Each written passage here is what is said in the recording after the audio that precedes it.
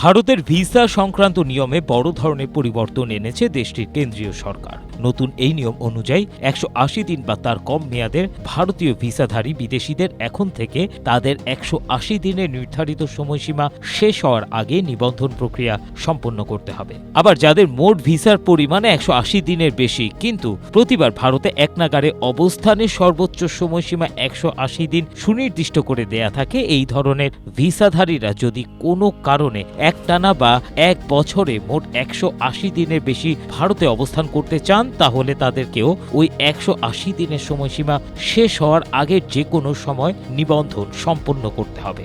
ভারতের স্বরাষ্ট্র মন্ত্রণালয় থেকে আরও জানা যায়, বিদেশিদের নির্ধারিত সময়ের চেয়ে অতিরিক্ত বেশি দিন থাকার অনুমতি কেবল বিশেষ জরুরি পরিস্থিতিতে বিবেচনা করা হবে।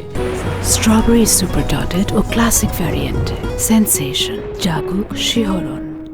অন্যদিকে সংশোধিত নিয়মে যদি বাবা মায়ের একজন ভারতীয় নাগরিক হন এবং সন্তানের জন্য ভারতীয় নাগরিকত্ব বজায় রাখতে চান, তবে জন্মের পর তাৎক্ষণিকভাবে তথ্য জানানোর প্রয়োজন হবে না। কেবল ওই সন্তান পরে অন্য কোনো দেশের নাগরিকত্ব গ্রহণ করলে তার ৩০ দিনের মধ্যে কর্তৃপক্ষকে জানাতে হবে। তাছাড়া নতুন প্রজ্ঞাপনে ভারতের হাসপাতাল, নার্সিংহোম এবং বিভিন্ন চিকিৎসা প্রতিষ্ঠানগুলোর নিয়মিত রিপোর্টিং ও প্রশাসনিক প্রক্রিয়াতেও নতুন কিছু নিয়ম সংযুক্ত করে বিধানগুলোকে আধুনিকায়ন এবং হালনাগাদ করা হয়েছে।